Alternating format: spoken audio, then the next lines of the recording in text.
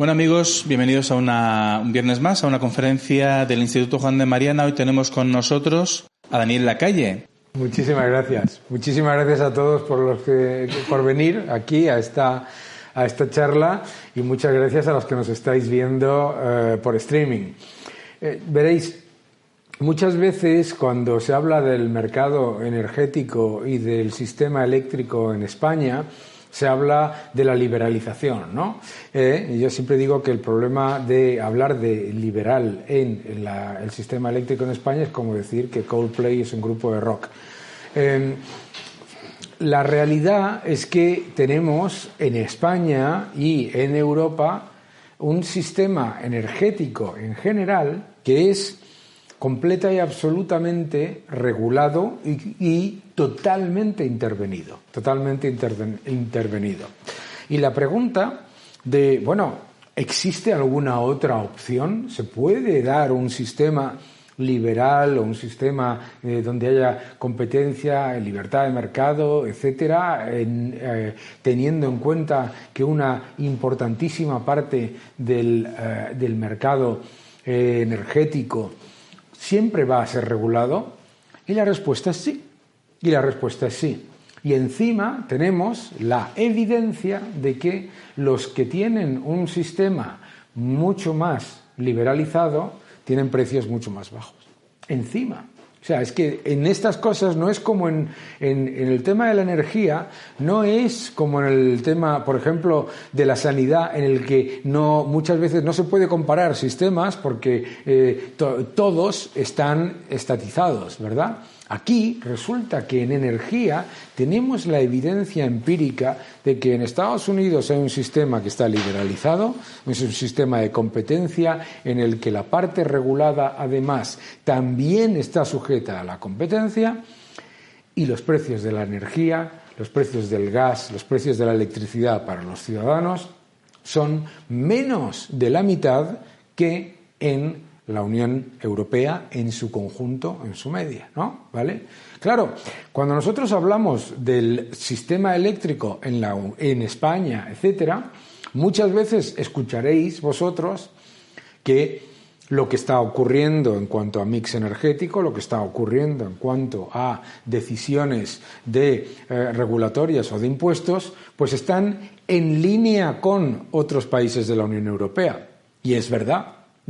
¿Por qué? Porque todos los sistemas de la Unión Europea son sistemas extremadamente intervenidos, ¿no? Primero entendamos, cuando se habla de la parte liberalizada, que es la de generación, ¿vale? En el sistema eléctrico tenemos la parte de generación, lo que es generar electricidad, ¿de acuerdo? Tenemos la parte de distribución, que es lo que de la generación llega hasta las casas, los distintos hogares, las empresas, etcétera. Tenemos la parte de transmisión, todo lo que tiene que ver con las redes de suministro, ¿no?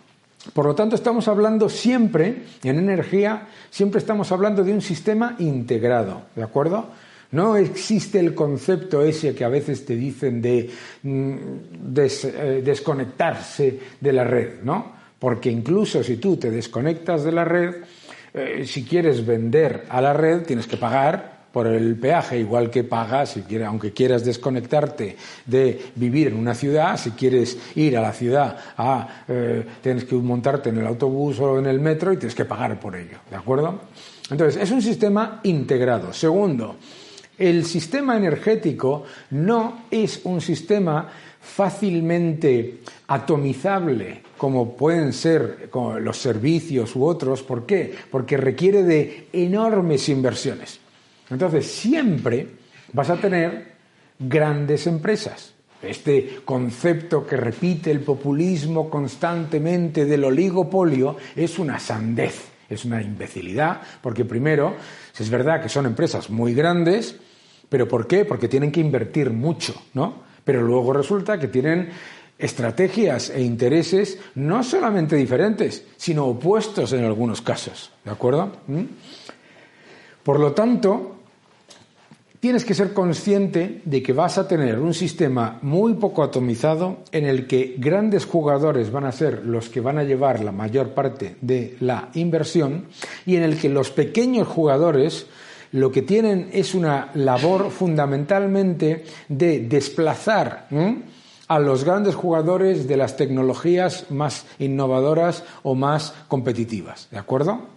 Si nosotros vemos en Estados Unidos, en el sistema energético, tú tienes grandes empresas petroleras y gasistas, tienes grandes empresas eléctricas y luego tienes pequeñas empresas de renovables y pequeñas empresas de fracking que lo que hacen es precisamente estrechar y generar mayor nivel de competencia, ¿de acuerdo?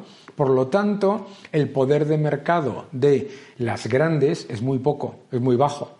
De hecho, los que lideran la formación de precios son los más pequeños. Esto es clave, ¿por qué?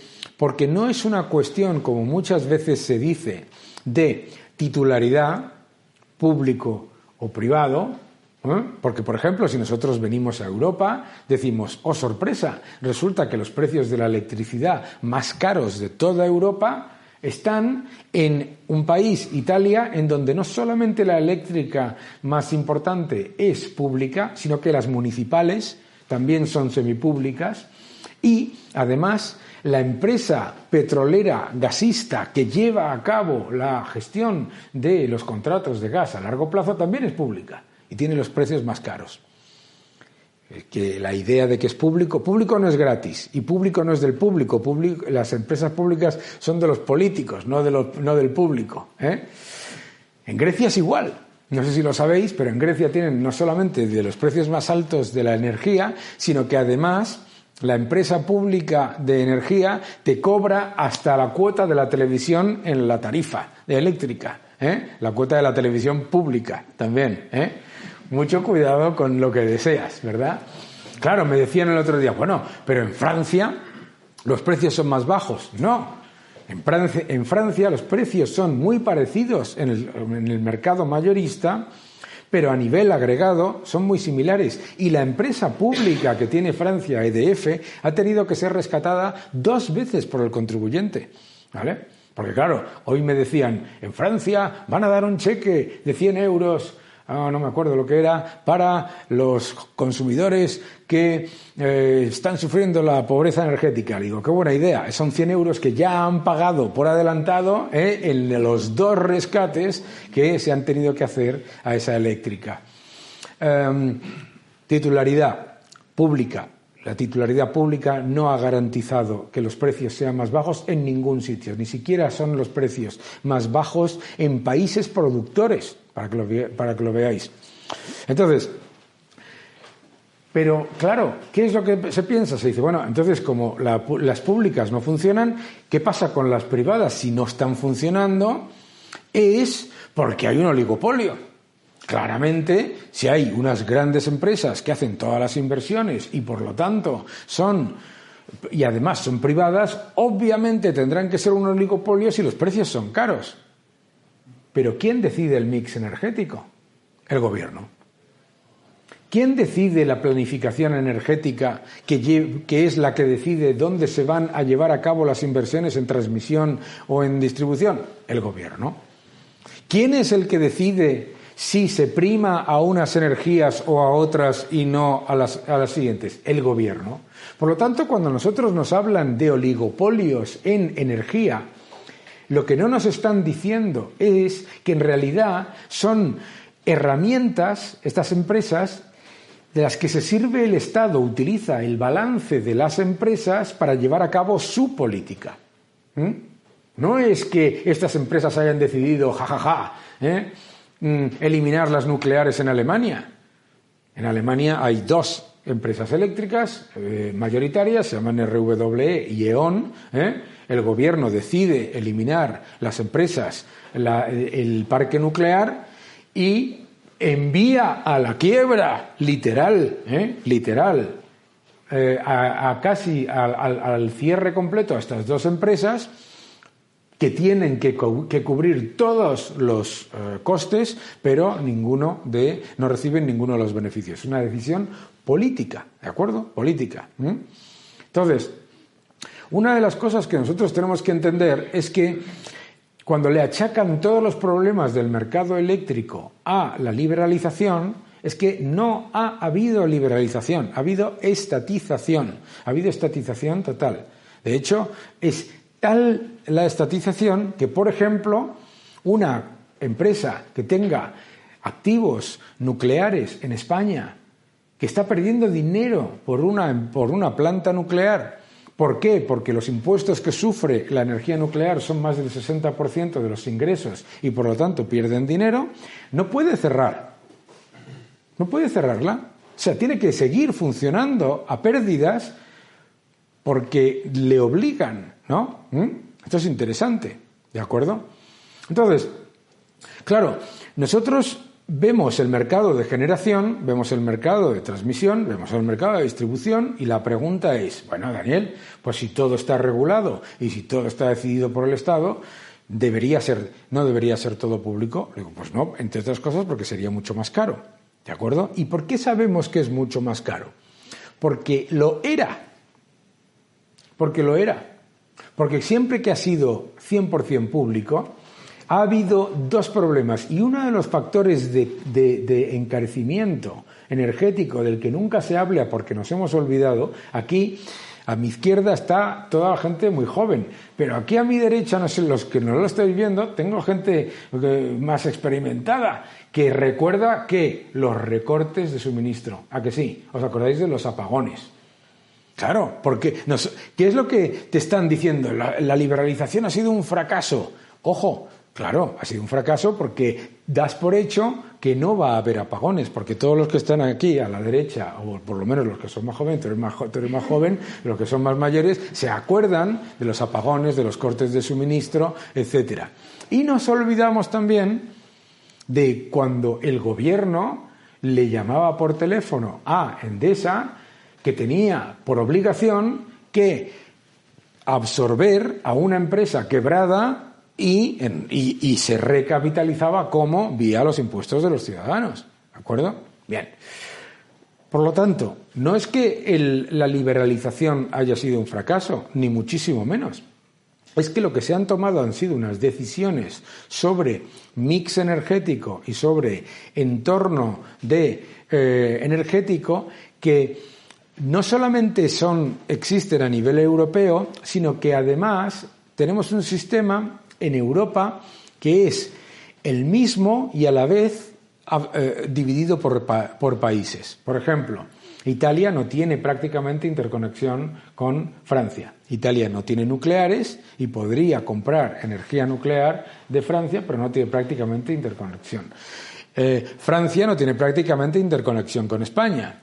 Por lo tanto, nosotros, cuando se dispara el precio, nos comemos toda la subida y cuando bajan los precios tenemos exceso de capacidad y no podemos ni siquiera utilizar ese exceso de capacidad para exportarlo, ¿no? Entonces hay un problema de interconexión y a la vez hay un problema de intervención, ¿de acuerdo?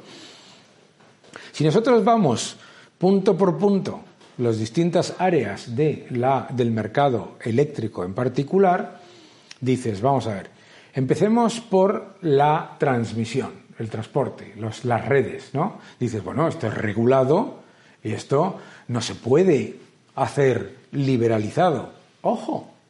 Claro que se puede hacer liberalizado. Un sistema regulado no tiene por qué ser un sistema estatalizado, ni mucho menos regulado por el gobierno. La regulación se puede hacer perfectamente técnica y completa y absolutamente competitiva, en la que la transmisión, las inversiones en redes, se hagan con un sistema en el que se calcule la base regulatoria que tiene esa inversión, en el que se calculen unos costes de inversión y que de esos costes, si gastas menos. Hola, si estás viendo este vídeo es porque eres seguidor de la actividad del Instituto. Si te gusta lo que hacemos y lo que decimos, puedes apoyarnos. ¿Cómo? Es muy sencillo. Puedes hacerte miembro del Instituto o miembro del canal de YouTube. Con la membresía contarás con descuentos y también con contenido exclusivo. Además, estarás ayudando a divulgar las ideas de la libertad. ¡Anímate! ¿Vale? De los ahorros, una parte vaya al consumidor y otra parte vaya a la empresa. Y por lo tanto se incentiva la inversión y además se da seguridad jurídica y seguridad regulatoria. Y eso no lo tiene que hacer el Estado, lo puede hacer un regulador independiente que puede estar monitorizado por el Estado, pero que no tiene por qué ser, gubernamental.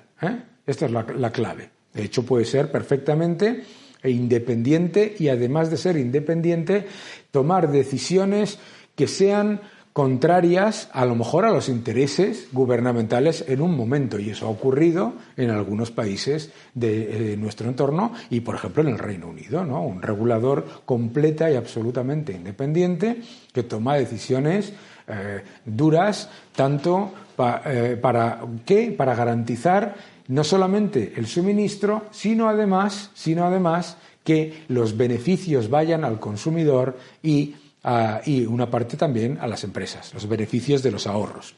Eso existe exactamente igual en Estados Unidos. En Estados Unidos tú tienes regulaciones estatales y regionales que están llevadas a cabo por reguladores completamente independientes que lo hacen con respecto a decisiones completamente técnicas. O sea, tú no tienes en Estados Unidos un desplome en bolsa, como ha ocurrido en 2 al menos ocasiones que yo recuerde, de Enagás y Red Eléctrica en este país, porque de repente el gobierno decida que va a cambiar la regulación de una manera o de otra, ¿no? Tú tienes un proceso, que es un proceso transparente, en el que la empresa presenta unas propuestas de inversión, se evalúan de manera técnica, se analiza la rentabilidad que necesita esas inversiones, se busca una rentabilidad que sea adecuada para la empresa y para los consumidores, y el beneficio para los consumidores es mayor, se invierte más y cuesta menos. Lo tienes en Inglaterra, lo tienes en Estados Unidos. Eso se puede hacer perfectamente en la parte completamente regulada. Vamos a la distribución. Vamos a la distribución, porque eso es transmisión, eso es la parte, digamos, la parte de la red capilar de lo que es la gran transmisión de energía. Vamos a la distribución, que es la parte capilar que va a cada uno de los ciudadanos, ¿no? Y a las ciudades, etcétera. ¿Cómo se puede hacer esto de una manera liberal? Ahora mismo, ¿cuál es el problema de la distribución? Está regulado, y está regulado desde una planificación que da una rentabilidad por la distribución que es inferior al coste de capital. ¿Qué es lo que hace eso? Que las empresas, en vez de tener el incentivo para invertir en distribución, tengan un desincentivo, ¿de acuerdo? Claro, parece ópticamente atractivo porque dices, bueno, no aumenta mucho la retribución, pero resulta que se encuentra uno con cuellos de botella de inversión, etcétera, etcétera. Y esto se puede liberalizar perfectamente haciendo en distribución exactamente lo mismo que se hace en transmisión, que hablábamos en transmisión. Un regulador independiente con unos baremos absoluta y totalmente técnicos en los que la empresa presente un proyecto y con ese proyecto se divida los beneficios que se consigan por el ahorro de costes entre los ciudadanos, entre los consumidores y las empresas. Eso lleva no solamente a competencia, sino además a mayor eficiencia, porque es un sistema orientado a ser más eficiente, ¿vale? Es el incentivo económico de ser más eficiente, ¿vale? Entonces tenemos la transmisión, tenemos la distribución, tenemos la comercialización. La comercialización está relativamente abierta y tú ahora mismo puedes solicitar ofertas de comercializadores independientes de los generadores y distribuidores, y existen. ¿Vale? ¿Cuál es el problema del sistema actual de comercialización? Que tiene una liberalización falsa, en el sentido de que se están lanzando comercializadoras independientes que no están funcionando con baremos técnicos, sino con baremos de intentar alcanzar una cuota de mercado alta, aunque generen pérdidas. Entonces, no, por ejemplo, ahora lo estamos viviendo en algunos países de la Unión Europea en los que esas empresas están quebrando. ¿Por qué? Porque han dado unos precios a sus consumidores que luego, como el precio ha subido y no tenían cerrados contratos a largo plazo, pues se les come su margen, ¿de acuerdo? Entonces, se puede liberalizar mucho más la comercialización. Y no es una cuestión de que haya lo que se llama unbundling, que es que las grandes empresas separen completamente su actividad de comercialización, que ya lo han hecho, sino que haya mayor cantidad de empresas que comercialicen energía como si fuese un trader de energía, como un trader de verdad. Claro, si vosotros vais a un trader de energía y os enteráis y ponéis vuestro dinero a invertir y os enteráis que lo compra todo spot, pero lo vende todo a largo plazo, ¿sabes? O sea, salís corriendo en dirección contraria, porque el año en el que ganáis un 40%, el siguiente perdéis un 80% o a lo mejor todo, que es lo que está pasando con esas comercializadoras independientes, ¿no? Entonces, a veces. Entonces, algunas lo hacen bien. Entonces, eso se puede hacer con un sistema, de nuevo, en el que haya unos reguladores independientes que lo que fijen sean unas reglas completa y absolutamente transparentes de mínimo de capacidad financiera. Fíjate que para la inversión financiera se piden una serie de requisitos para poder funcionar.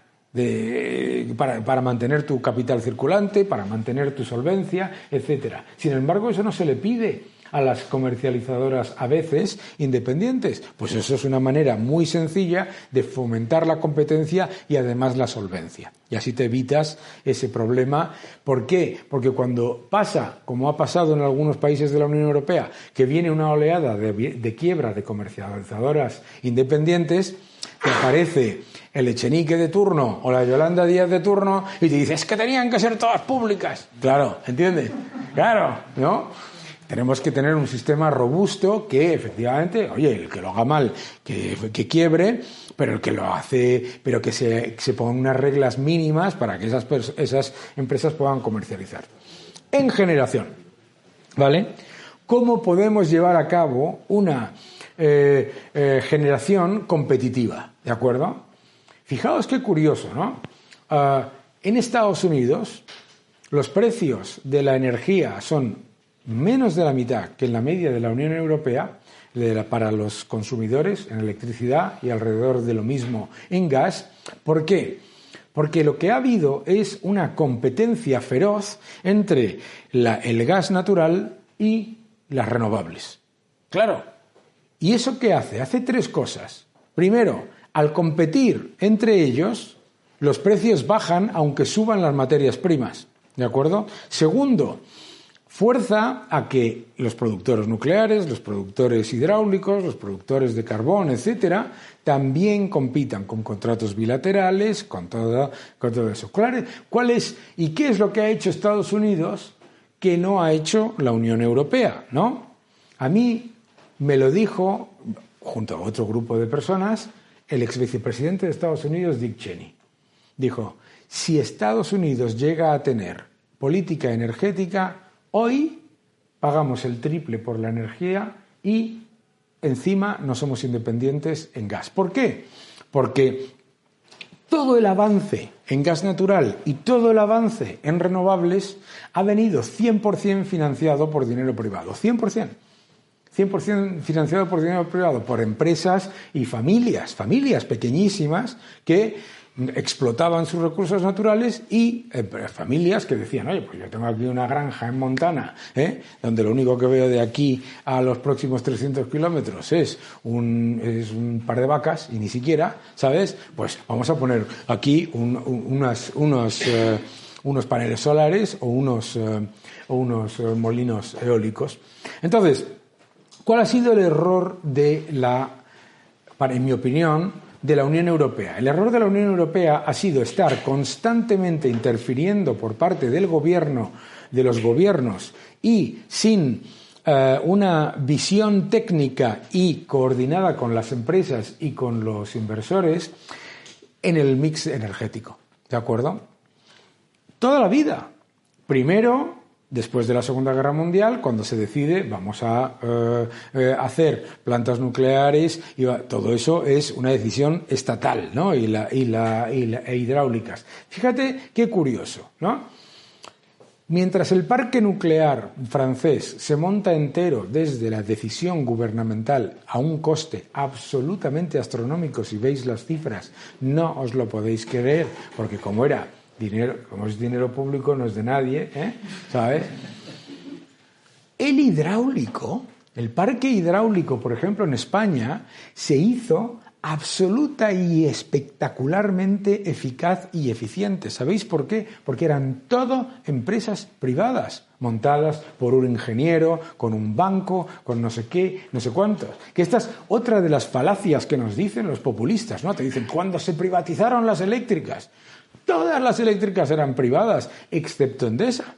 Y Endesa era la menos eficiente de todas y solamente era el 20% de la cuota de mercado. Era la menos eficiente de todas y desde la privatización hasta que llegó al nivel de eficiencia de las otras, tardó 8 años en conseguir el nivel de eficiencia de las otras. Claro, te dicen, no, los populistas, no sé por qué, odian a Iberdrola, ¿no? Yo creo que porque, no lo sé, como lo de Amancio Ortega. Iberdrola, porque Iberdrola nunca ha sido pública. Nunca. Ni Iberduero, ni Hidrola, nunca.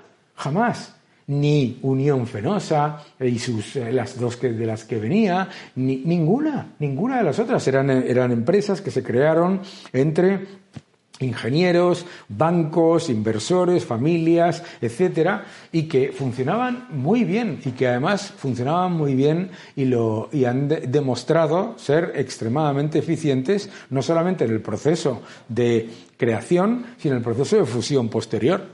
Por eso le tienen tanto odio, claro. Entonces, ahí tenemos el ejemplo de cómo se pueden llevar a cabo grandes inversiones en activos aparentemente muy complicados con empresas que son 100% privadas en un entorno total y absolutamente liberalizado, en el que lo que se buscan son los beneficios para el consumidor. ¿De acuerdo? Entonces, se puede hacer, y se puede hacer porque además el gran error para mí de la Unión Europea y en particular de España es que en esas decisiones políticas en las que se decía, bueno, pues venga, en Alemania, ¿no? Vamos a acabar con las nucleares, vamos a subvencionar solar y viento, no sé si habéis estado muchas veces en Alemania, pero sol, poquito, ¿vale? Pero pensad una cosa, en Alemania hoy, después de haberse gastado más de 150.000 millones de euros en subvenciones a las energías solar y renovables, después de todo eso, los precios de la electricidad son más del doble y además depende más del gas ruso y depende más del lignito. Ellos nunca hablan de carbón, como si el lignito fuese, no sé, esto, ¿sabes? A ver, carbón y lignito lo separan para que en el mix energético aparezca más grande la tarta de las renovables. Pero si tú pones carbón más lignito, que es lo mismo, ¿vale? Que es lo mismo, pues resulta que es prácticamente el 40% de la energía sigue siendo de fósiles. Entonces, es muy importante entender que se le ha estado pasando los errores de decisiones políticas a los consumidores, ¿de acuerdo? Y que eso es lo que ha hecho la energía más cara. Todos entendemos, yo creo que lo habéis visto en muchas ocasiones, o me habéis visto en muchas ocasiones comentar, que el 70% de la factura son costes regulados e impuestos y que solamente el 30% es, entre comillas, liberalizado, pero es que de ese 30%, la nuclear tiene un 60% de impuestos, la hidráulica tiene un 25% de impuestos y todo tiene el impuesto escondido del CO2, de los derechos de emisión de CO2, que eso ya es, como decía el humorista, la definitiva, ¿sabes? O sea, lo de el impuesto del CO2, que es pagar en varias veces por lo mismo, es absolutamente alucinante. Pero sobre todo es un mecanismo recaudatorio, La Unión Europea va a recaudar por venta de derechos de emisión de CO2 23.000 millones en este año, 23.000 millones de euros. Para que la Unión Europea recaude 23.000 millones de euros de nada, de cualquier cosa, tiene que hacer malabarismos. Pensad que en las estimaciones de ciencia ficción, aquellas que presentaban algunos sobre evasión fiscal, ¿os acordáis? Hablaban de 10.000 millones, pues 23.000 más del doble es lo que se recauda por pasarle al consumidor la decisión de que las emisiones de CO2 tienen un precio que interviene el gobierno. Porque cuando había un mercado de CO2 de verdad, que yo lo viví, el precio del CO2 cayó de 20 a 4 euros por tonelada. ¿Y qué hicieron los gobiernos? No me gusta. A mí esto no me gusta. 4 euros por tonelada. Entonces, ¿qué hacen? Limitan la oferta de derechos de emisión gratuitos, los limitan en las épocas en las que se sube la demanda. ¿Qué es lo que pasa? Que se dispara el precio del CO2, solamente ha subido un 1000% desde el año 2017. Entonces, tenemos una electricidad cara por diseño. Además, se nos ha dicho una mentira, ¿no? A nosotros, por lo menos a los españoles, porque a los alemanes no se les mintió. A los alemanes se les dijo: la eliminación de las nucleares va a costar dinero, va a ser cara, pero estaremos libres de nucleares, ¿no? Cuando tienen 50 y pico reactores en la frontera con Francia. Bueno, parece como así, ¿sabe? Pero bueno, se les dijo, sabían. Pero a nosotros se nos ha vendido una mentira, que es que las renovables bajan el precio de la luz. Las renovables, por definición y de momento con la tecnología actual, no pueden bajar el precio de la luz a medio plazo, por una sencilla razón. Tú estás cambiando un mix en el que tienes energías de base que funcionan todo el tiempo, la nuclear, la hidráulica y el gas, por renovables que funcionan el 20% del tiempo. Estamos de noche, no funcionan las solares. Cuando el viento sopla demasiado, hay que parar las eólicas. Esto nunca te lo dicen. Y cuando hace demasiado calor, las solares también hay que pararlas, ¿de acuerdo? Entonces, pero en cualquier caso, funcionan el 20-25% del tiempo. Por lo tanto, el mix es más volátil y cuando dependes más de las energías que funcionan como backup, como respaldo, precisamente en las épocas en las que sube el precio y en las que sube la demanda, que es lo que está pasando ahora. Resulta que dependes mucho más del gas y mucho más del carbón justo cuando se te dispara el precio. Y claro, te dicen, la culpa es del sistema marginalista. Precios marginalistas. Esto es un horror. Hay un sistema marginalista en el que decía algún imbécil, decía, estamos pagando sardinas a precio de percebes, ¿no? Decía, qué gilipollez, ¿vale? Estamos pagando por tener sardinas, aunque las produzcas con un yate, las pesques con un yate o las pesques con un barco desvencijado. Eso es lo que estás haciendo. No es comprar sardinas a precio de percebe. ¿Por qué? El sistema marginalista... Primero, a ver si... No os lo tengo que explicar a los que estáis viendo esta charla, pero parece que hay que explicárselo a la gente. Todos los sistemas de precios son marginalistas. Todos los sistemas de precios son marginalistas. Todos. Esto no es una cosa que se les ha ocurrido a las eléctricas. Esto es un sistema de precios marginalistas. Es más barato porque hay mucha más gente produciéndolo por menos precio. ¿Qué es lo que pasa? Que cuando el plástico sube, la botella de agua también sube. ¿Por qué le está subiendo la Coca-Cola? ¿Por qué le está subiendo usted el café? ¿Por qué le está subiendo usted el pincho de tortilla? Porque están subiendo los insumos, ¿no? Bien, el sistema marginalista es exactamente igual. ¿Cuál es el tema del sistema marginalista? Que a medio y largo plazo le beneficia al consumidor. ¿Por qué el consumidor percibe que no le beneficia? No por el sistema marginalista, sino por las decisiones gubernamentales de intervenir el mix energético y la composición de la formación de los precios con el precio del CO2.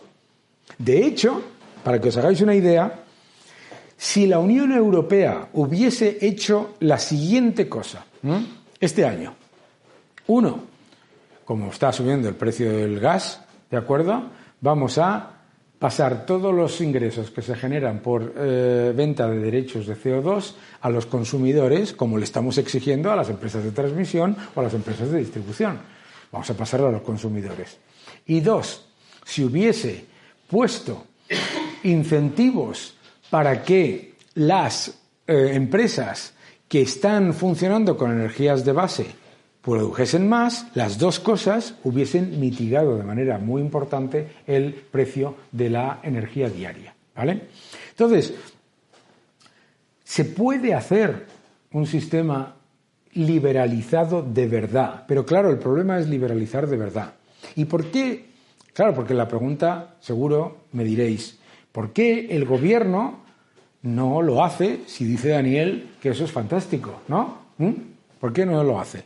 Por una sencilla razón, porque en general a los gobiernos no les interesa que los precios de la electricidad bajen. ¿Por qué? ¿Cómo puede ser eso? ¿Por qué no les interesa a los gobiernos que los precios de la electricidad bajen? 1, por una razón fiscal. Cuanto más suben, más impuestos generan. Recordad, impuesto a la generación, impuesto a la nuclear, impuesto a la hidráulica, impuesto al CO2, a todo eso su IVA, distribución, a todo eso su IVA, transporte, a todo eso su IVA, todo eso sumado, otro IVA. Es un sistema de impuestos encadenados. Por eso, aunque han bajado el IVA de generación, de la factura este año en España, van a recaudar más. Cuanto más sube, más recaudas. Ahora lo entendéis cualquiera. Si pones un 21% a 5 y le pones un 10% a 50, recaudas más. ¿De acuerdo? Segunda razón, muy importante, ideológica. Uno de los errores de la Unión Europea con respecto a otros países de nuestro entorno es que hay muchos políticos que tienen una visión de que los precios de la energía tienen que ser caros para reducir el consumo y con ello reducir las emisiones y con ello ser más verdes. Es decir, tiene una visión verde de reducir el crecimiento. ¿De acuerdo? Claro, eso está muy bien cuando eres rico y cuando eres político, pero no cuando eres pobre y cuando eres uno de los ciudadanos que está todos los días intentando tener un negocio. Es un error, y me habéis dejado antes de entrar un paper aquí maravilloso de una transición energética liberal que seguro que es absolutamente clave. O sea, la transición energética, la idea de que la única manera de ser más verde es penalizar el consumo y penalizarlo brutalmente, está incluida en la decisión del gobierno español de, en un entorno de subida de precios, decirle a los consumidores que los precios, los tramos de la tarifa más caros están en los momentos de mayor consumo. Eso demuestra claramente una intención recaudatoria y una intención de penalización de consumo ideológica, ¿de acuerdo? Cuando se puede conseguir la misma reducción de emisiones, la misma mejora o mayor de la productividad y del avance de las energías renovables vía competencia y tecnología. Y el ejemplo está en Estados Unidos. El ejemplo está en Estados Unidos, que decían: ha llegado la administración Trump y va a destruir las energías renovables. Récord mundial de inversión en renovables. ¿Por qué? ¿Por qué? Porque no tiene política energética, porque es una cuestión de competencia y de oportunidades entre operadores independientes. Se puede hacer y se debe hacer. Y se puede hacer en la Unión Europea cambiando muy pocas cosas, cambiando el mecanismo de recaudatorio de los derechos de emisión de CO2 por un sistema realmente incentivador de las energías limpias, ¿vale? Porque tienes un incentivo, es de acuerdo, pero también supone un incentivo para las empresas contaminadoras, ¿no? Entonces, importante rediseñar ese sistema para que sea realmente de mercado, que es como empezó el sistema de trading de derechos de emisión. Segundo, poniendo la transición energética en manos de los que saben que son las empresas. No es Daniel Lacalle, no es la ministra de Transición, no me acuerdo cómo se llama, ecológica, no es etcétera. No, las empresas son las que tienen la capacidad técnica y la capacidad inversora para llevar a cabo esa transición. Y tercero, poniendo los incentivos de manera adecuada. En vez de tener un sistema de desincentivos, tener un sistema de incentivos. Fíjate que en realidad la diferencia que hay entre la mayoría de los países de la Unión Europea y Estados Unidos es que el de Estados Unidos es un sistema donde en vez de subvenciones hay incentivos fiscales y en vez de imposiciones regulatorias, lo que tienes son acuerdos vía industria a nivel federal en el que cada sitio va dando más oportunidades dependiendo de sus capacidades, ¿no? Y así se saca lo mejor de cada uno. Por lo tanto, la siguiente pregunta, y ya termino, es, bueno, ¿y todo esto cómo lo hacemos con el mercado de energías fósiles, con el petróleo y con el gas, ¿no? Si esto está controlado por carteles que son todos estatales, todos los recursos naturales del mundo están nacionalizados, excepto en Estados Unidos en una pequeña parte. Entonces, ¿qué se puede hacer para fortalecer el mercado y liberalizar el mercado energético en el entorno de las materias primas en el que hay carteles? La respuesta la tenemos ya. Hoy, mientras estamos hablando de que el petróleo ha subido a $85 el barril, en términos reales está al nivel más bajo en 50 años. Lo que ha demostrado la cartelización del sistema energético en las energías fósiles es la pérdida de poder de los estados y de los oligopolios, eso sí son oligopolios, ¿de acuerdo? ¿Gracias a qué? A la diversificación y a la transición a otras energías. Diversificación de suministro y transición a otras energías. Por lo tanto, ¿qué es lo que nos ha demostrado? Que la competencia funciona. Que la competencia funciona aunque tengas en el otro lado a un grupo de personas o de países que se ponen aparentemente de acuerdo. Y una de las cosas que hemos aprendido es que terminan no poniéndose de acuerdo precisamente porque la competencia es una fuerza mucho mayor que el cártel. El cártel. Muchísimas gracias por vuestra atención y quedo a vuestra disposición para las preguntas y comentarios.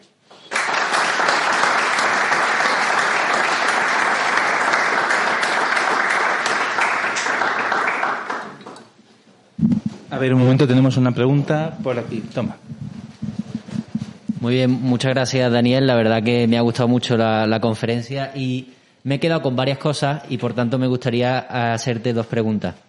La primera es que, con respecto a lo que has comentado del antiguo mercado de derechos de emisión, me gustaría preguntarte cómo funcionaba el antiguo sistema. Es decir, como has comentado, que me ha dado la impresión de que en el nuevo sistema es donde se metieron más los estados. Así que la pregunta era si en el sistema anterior el gobierno también era encargado o qué peso tenía el gobierno a la hora de fijar la oferta de derechos de emisión. Y después también una pregunta que es tu opinión sobre el objetivo de la Unión Europea sobre intentar ser neutrales en carbono en 2050. ¿Es técnicamente y económicamente posible? Muchas gracias. Voy a empezar por el final porque me voy a extender un poquito. La Unión Europea le está diciendo lo siguiente a los países productores de gas y de petróleo. Este es el mensaje. Estimados amigos, países productores de petróleo y de gas, no vamos a utilizar vuestro producto nunca más a partir del año 2030, que es dentro de 8 años. ¿De acuerdo? pero quiero que invirtáis decenas de miles de millones de dólares en desarrollar vuestros campos de gas y de petróleo para venderme a mí ya rápido y mucho y barato vuestro producto. Claro, la respuesta de los productores es ¿dónde firmo? ¿Entiendes? Esto lo entiende cualquier persona, ¿no? O sea, uno, cuando si quiere tener garantizado el suministro de gas, firma una cosa que se llaman contratos take or pay, que son compras o pagas, ¿vale? Entonces, con eso, el productor puede desarrollar los campos de gas y tiene garantizado el consumo, ¿vale? ¿Qué es lo que pasa? Claro, en las épocas en las que ha habido baja demanda, pues tienes que pagar si no quieres llevarte el gas. Y en las épocas en las que hay mucha demanda, no te sube el precio tanto. ¿Qué es lo que hemos hecho nosotros? Desafortunadamente, reducir masivamente el porcentaje de take or pay y cada vez somos más dependientes del precio minorista, del precio diario, ¿de acuerdo? El spot. Encima, le estás diciendo, esta es otra muy buena. Claro, dices, bueno, como estos malvados productores no los vamos a utilizar más, pero cuando necesitamos nos lo traemos por barco. Muy bien. Pero vamos a poner todo tipo de trabas burocráticas y medioambientales en los puertos a los barcos. Con lo cual, un sistema que es el 15%, que es el gas natural licuado, del 15% del mercado, un poquito menos, lo hago muchísimo más caro porque los barcos que pueden entrar son muchos menos y encima hago la intemerata, que es que en un mundo donde sobran barcos por todos lados, hay una sobrecapacidad brutal de barcos, haya escasez de barcos. Esto solo se puede conseguir, estas cosas solo se pueden conseguir desde el gobierno, hay que reconocerlas, ¿sabes? Entonces, nosotros tenemos que tener una serie, me parece maravilloso tener objetivos de transición energética, etcétera, pero tú no puedes venderle a la gente la autarquía energética porque es una tontería. Y sobre todo, tú no le puedes decir a la gente que vas a tener autarquía energética, pero que no se puede invertir ni en nuclear ni en gas, que no podemos invertir en Europa en nuestros recursos naturales, y que además tampoco se puede invertir, porque eso no es ESG o SRI, en cobre, aluminio, etcétera, y con qué te crees que se hacen los paneles solares y ¿sabes? Es que tenemos que sacar la ideología y meter a los ingenieros. Porque los ingenieros buscan soluciones, los políticos ponen problemas. Y los políticos tienen muy buenas intenciones, pero están generando este problema. ¿Y por qué me preocupa? Porque yo estoy a favor de la transición energética competitiva. ¿Y qué está pasando en todo el mundo? Y lo estoy viviendo en muchos países, que mucha gente se está poniendo en contra de las políticas de respeto al medio ambiente y de mejora de la transición energética, etcétera, porque les están crujiendo con políticas equivocadas. Y eso es lo malo. Eso es lo malo. La otra pregunta era sobre el mercado, cómo funcionaba antes. Mira, antes los gobiernos fijaron unos derechos de emisión gratuitos que recibía cada estado, ¿vale? Y el resto se tenían que comprar y vender. Entonces los estados, los derechos gratuitos, los que no utilizaban, los ponían en el mercado y entonces bajaba el precio, ¿sabes? Y los países que tenían que comprar, pero había un mercado, ¿vale? ¿Qué es lo que pasa? Que reduces el número de derechos gratuitos a niveles que no tienen absolutamente nada que ver con la realidad de tu mercado. ¿Y qué es lo que pasa? Que generas un shock de precio brutal, y encima funciona, esto es lo peor, funciona como un incentivo porque entonces conviertes a las plantas de carbón en rentables.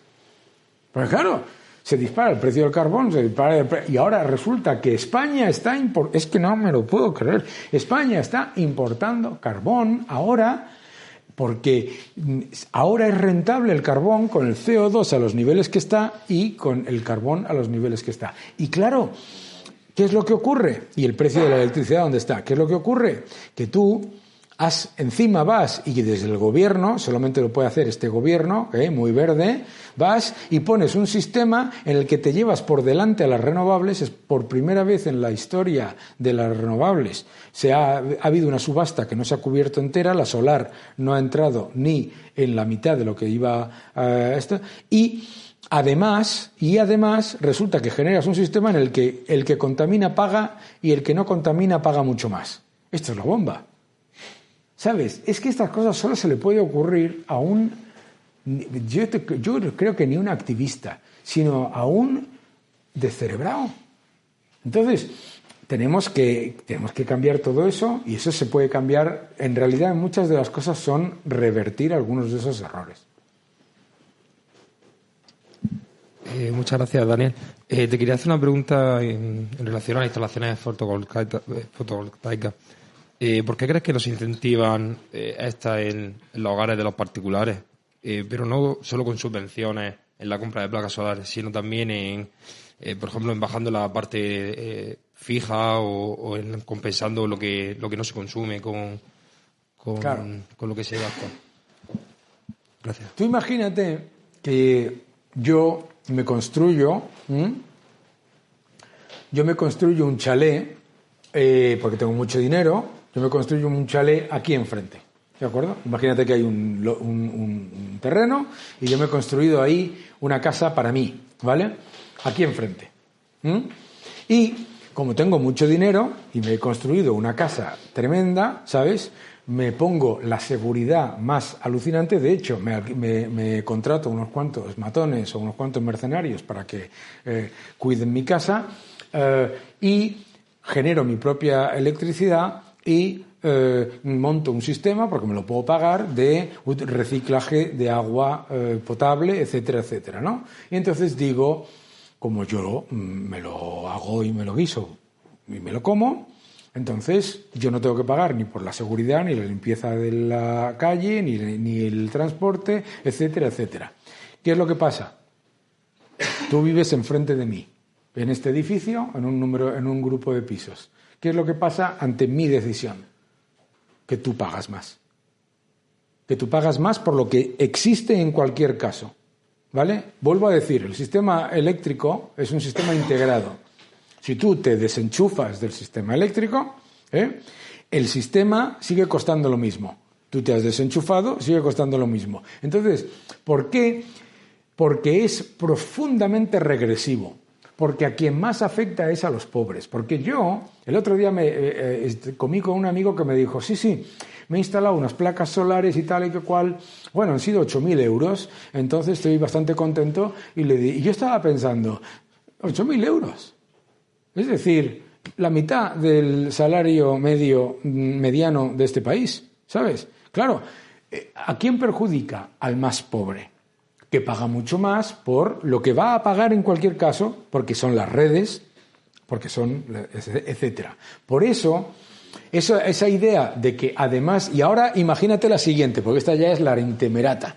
Además de hacer eso, ¿vale? Porque me lo puedo pagar, digo, bueno, y como en realidad no me han robado nunca y no he tenido problemas nunca, mis guardaespaldas que están en mi casa, ¿vale? Le voy a pasar el coste a los demás. Porque, claro, como pasan los ladrones y ven a esta panda de tíos portentosos, pues no les roban, ¿no? Entonces, no solo que esto es, yo genero mi electricidad, y como no la consumo, la vierto a la red, y encima quiero que me la pagues, ¿sabes? No. Claro, esto pasa de ser un sistema de libertad a un sistema de gorroneo, ¿de acuerdo?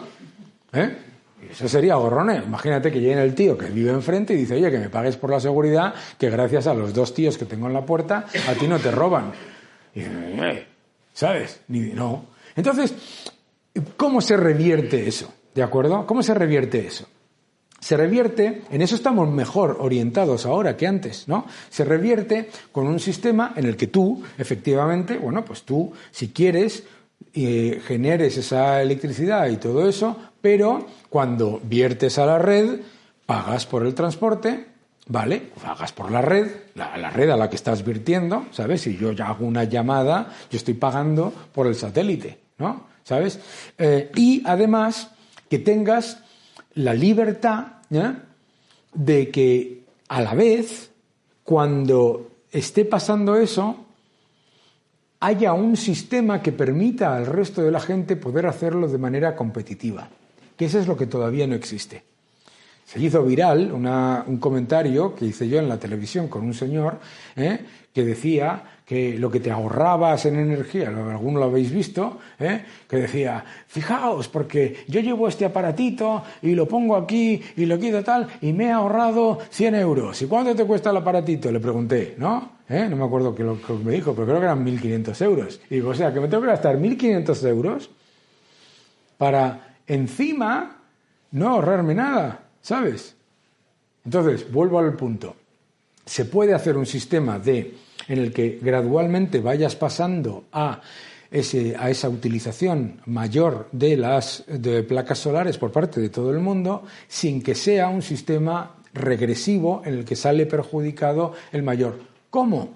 A medida que va capilarizándose la utilización de placas solares, que se vayan eliminando impuestos y costes fijos de la tarifa, con aquellas partes de la transmisión y de la distribución que ya estén fuera, que ya no sean necesarias, etcétera. Claro, pero lo que no puedes tener es una cosa que se tiene que pagar, que tiene unos costes operativos y decir, no, es que yo no la pago porque ya me lo genero por mi cuenta, porque eso lo podía hacer yo hoy. O sea, yo en mi casa me gasto 15-20.000 euros y no tengo por qué pagar ni basuras, ni seguridad, ni iluminación, ni nada, ¿sabes?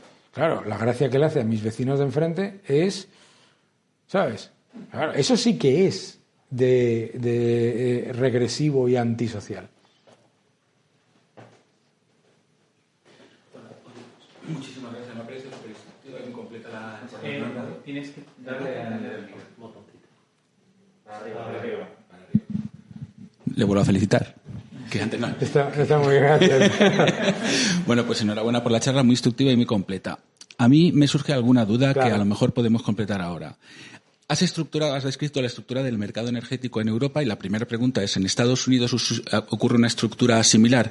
Porque nos ha quedado claro que el sistema de generación, que parece lo más liberalizado de todo, de liberalizado no tiene nada, porque el mix de energía lo usan los gobiernos, porque son ellos los que te dejan escoger unas tecnologías u otras, porque son ellos los que planifican. O sea, que la parte liberalizada realmente está muy intervenida, al menos en Europa, en comparación con Estados Unidos.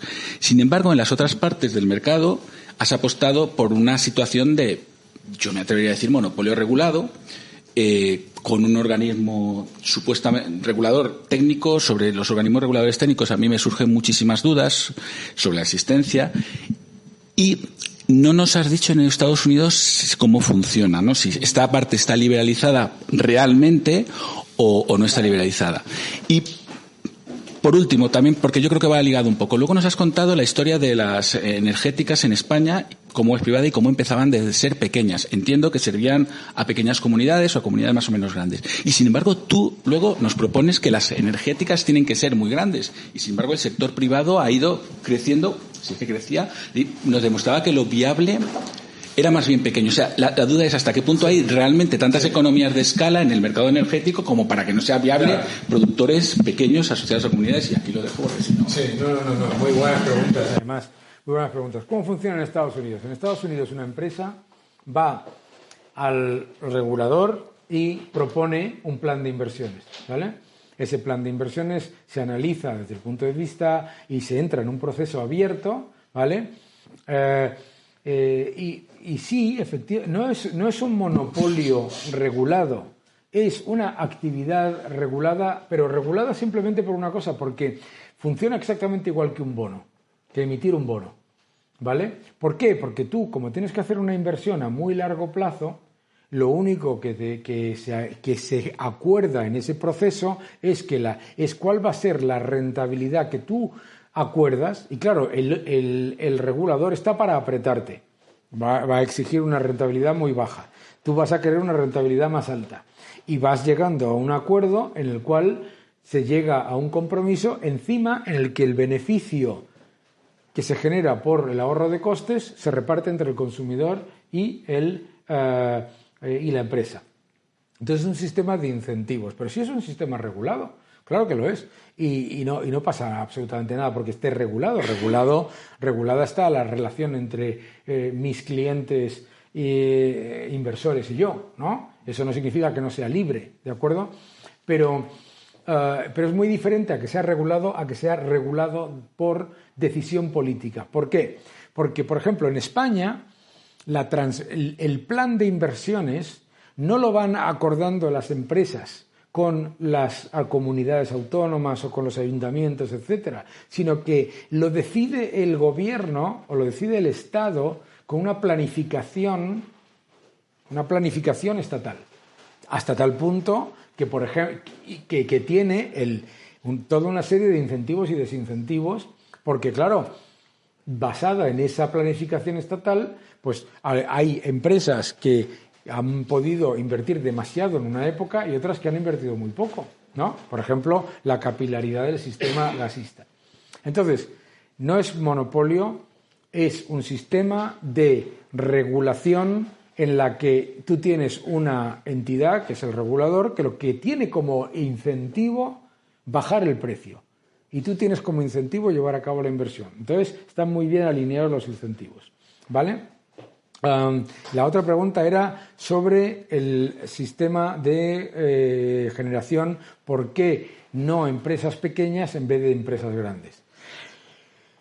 Las empresas han tenido y todavía tienen que ser muy grandes por el volumen de inversión. Y la razón por la que se fusionaron esas empresas es porque el nivel de inversión que requerían los activos era muy grande, nuclear, hidráulica, con ciclos combinados, etcétera, ¿vale?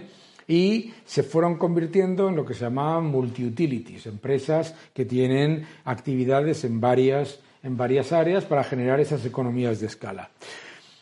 Igual que en la tecnología, eso pasa de tener unas empresas que son muy grandes, que empiezan siendo muy pequeñas, que se convierten en muy grandes y que luego poco a poco, que es lo que son todas las utilities en Europa y en España, dejan de crecer en ese país, ¿vale? Y empiezan a crecer las pequeñas, pero igual que pasa, pues las que están ahora, por ejemplo, las que han crecido de ser una empresa renovable de 4 molinillos a una empresa del IBEX, ¿no? Pues esa empresa también busca generar unas economías de escala, esta vez, en este caso, en el exterior. Y lo mismo pasa con esas grandes. Entonces es un proceso orgánico, es un proceso en el que primero empiezan siendo relativamente pequeñas, después necesitan ganar tamaño para generar economías de escala, después entran en internacionalización, dejan de crecer en el país, van perdiendo cuota de mercado en el país y vienen otras que pasan por ese mismo camino.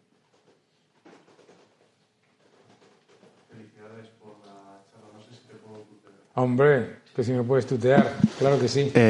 La pregunta sería en torno, según tu libro y el de Diego Parrilla, La madre de todas las batallas, en el que dices, por ejemplo, que técnicas como la perforación horizontal y la fracturación hidráulica han permitido aumentar la oferta de hidrocarburos. Quisiera preguntársete, en el sentido del caso de la energía nuclear, ¿ocurriría lo mismo con los reactores de torio que han aparecido recientemente en el mercado? Si sería lo mismo, permitirían abaratar el coste de la nuclear, que creo que no empiezan a ser rentables hasta 40 años después de su construcción, ¿no? Sí. La rentabilidad de las nucleares ha cambiado muchísimo, porque claro, antes era una cuestión en la que simplemente entre el reactor y el sistema de enfriamiento, etcétera, pues el coste era inasumible, no inasumible, pero altísimo, ¿no? Claro, todas esas tecnologías de las que tú hablas y todo eso está ayudando a abaratar mucho el proceso, ¿no? Por eso yo creo, y por eso yo creo que es tan importante que no neguemos la importancia que tiene la nuclear en la transición energética competitiva, porque es que es una manera absolutamente clave de descarbonizar sin hundirle al consumidor, ¿no? Obviamente esas nuevas tecnologías y esos nuevos sistemas son son también más complejos, son también más... también requieren de una inversión inicial muy importante. No es lo mismo que obviamente en coste de capital que instalar paneles solares, pero desde luego es algo que deberíamos tener presente. En Francia se está teniendo muy presente, se van a invertir 10.000 millones de euros en ello, en China igual, etcétera, ¿no? Hay una pregunta aquí, luego pasamos por ahí. Sí, alguna, sí. Buenas tardes, Daniel. Enhorabuena por la charla. Bueno, te hemos visto dar palos a todos los países europeos en su concepción del sistema eléctrico. ¿Hay algún país europeo que lo haga bien? No es que, a ver, no es dar palos a los países. Yo creo que es que ha habido, o sea, la Unión Europea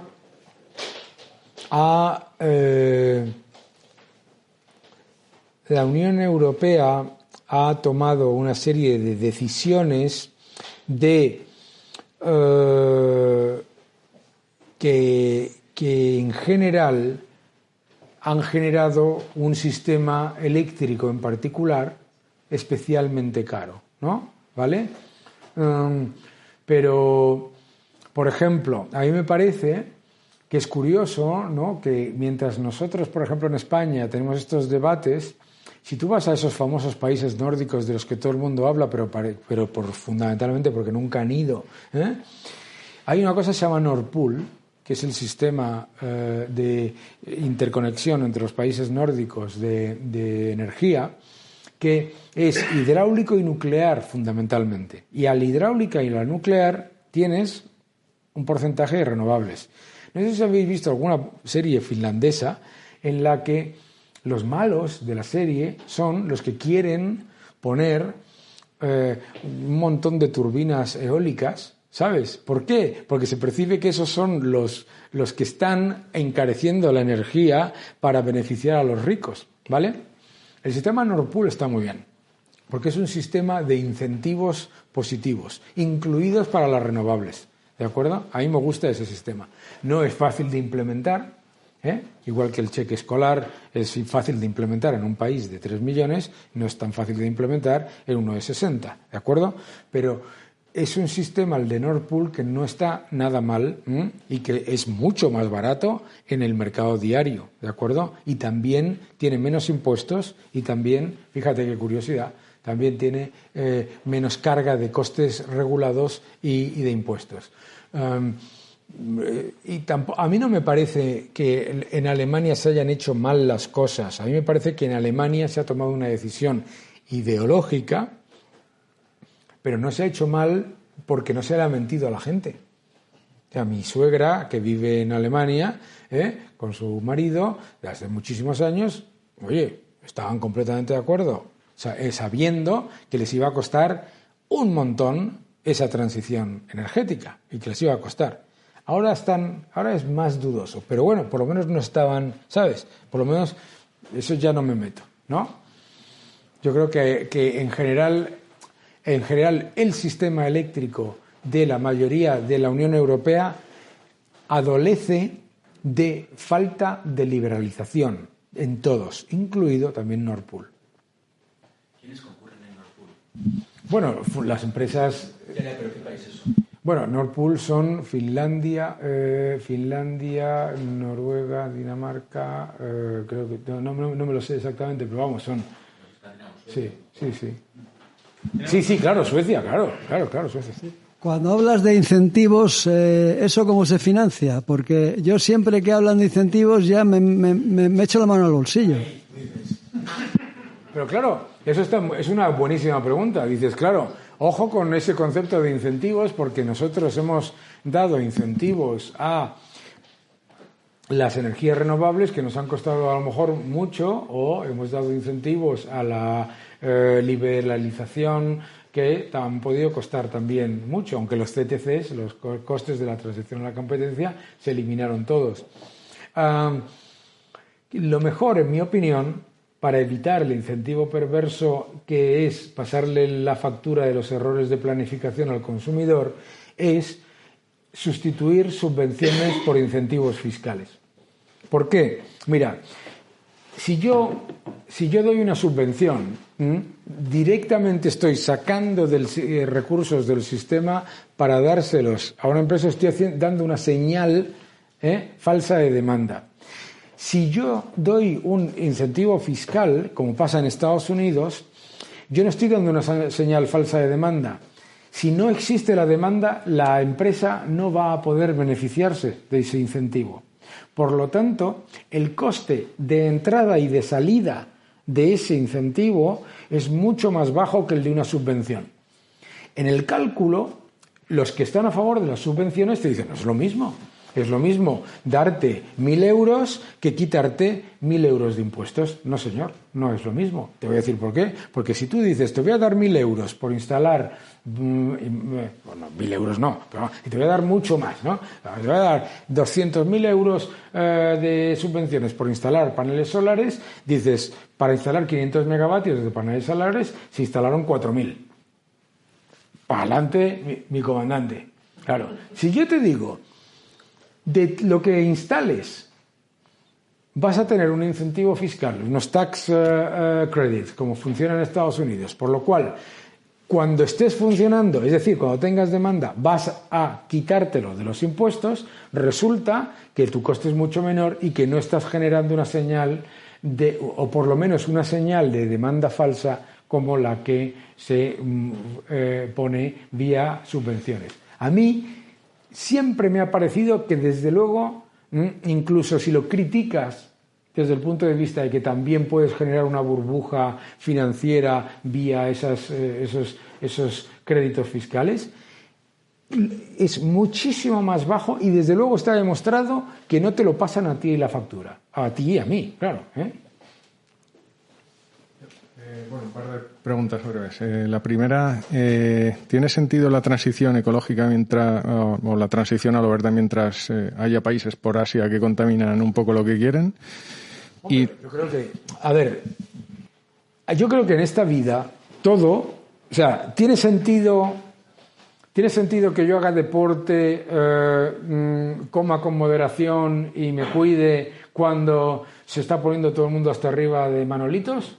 Con todos mis respetos a los sí lo tiene, ¿no? Tiene sentido. La cuestión es, ¿tiene sentido que yo me mate a morir de hambre, que además me pegue así de martillazos en el pie y todo eso, mientras todos los demás se están poniendo hasta arriba de hamburguesas en el McDonald's?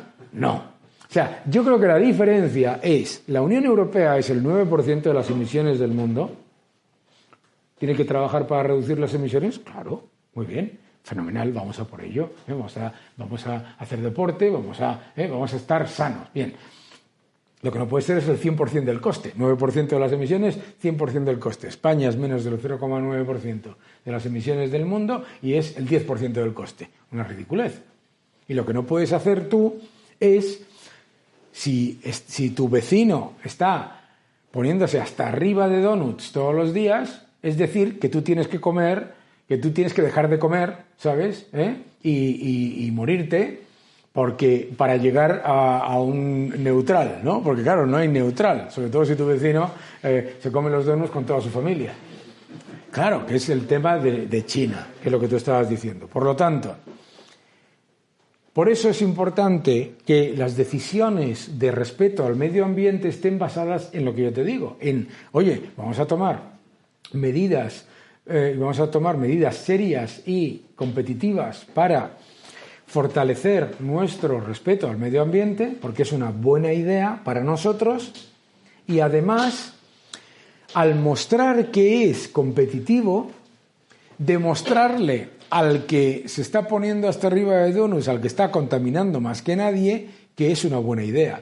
Porque la razón por la que ahora no está funcionando es, literalmente, porque el otro está diciendo, estos son tontos. De verdad. La razón, porque si la Unión Europea pone una transición energética competitiva en la que traigamos más inversión, mejor tecnología, mejor gente, más empleo, más crecimiento y más prosperidad, el otro que cuando si vas a China, muchas ciudades, abres la ventana y dices, uy, todavía es de noche, porque no ves el cielo, ¿vale? El otro dirá, oye, que hay que copiar eso porque estos tíos crecen más, tienen más empleo y tienen más... Pero si tú haces una transición energética ideológica y no competitiva, no solamente generas un mal para ti en el sentido de que creces menos, tienes menos empleo y tienes menos industria, sino que además generas en tu casa la imagen de que ser medioambientalmente responsable es malo, ojo, el backlash, y en el otro la sensación de que eres tonto, ¿sabes? Entonces, por eso es tan importante, ¿no? ¿Cuál es la razón por la que tú vas a un gimnasio y el que te recibe no pesa 200, bueno, a lo mejor pesa 250 kilos, pero porque está fuerte, no te recibe un tío así de grande, así de ancho, ¿no? Porque dices, oye, pues yo quiero ponerme como esta persona, un chico o una chica que son aquí fuertes, sanos y dan un aspecto saludable y todo eso, ¿vale? Si tú llegas al gimnasio y ves a un tío que está famélico, que está amarillo, que tiene mala cara, que encima cuando te va, ¡ay!, ¿sabes? Dices, yo aquí no vengo. Claro, esa es la diferencia. O sea, transición energética, competitiva, mostrarle al mundo por qué es una gran idea defender el medio ambiente. No decirle al mundo que eres tonto porque estás hundiendo a tu economía con una defensa del medio ambiente que encima no defiende el medio ambiente porque encima te has convertido en un bulímico que te comes todos los donuts y luego los vomitas, porque somos más dependientes del gas y somos más dependientes del carbón. Claro, es un buen ejemplo, ¿eh? Sí. Bueno, Daniel, pues oye, la verdad es que nos has explicado un tema extremadamente complejo de una forma muy ordenada, muy sencilla. Y nada, te damos las gracias y sabes que esta, por supuesto, es tu casa y puedes venir cuando quieras. Muchísimas gracias a todos. Muchas gracias.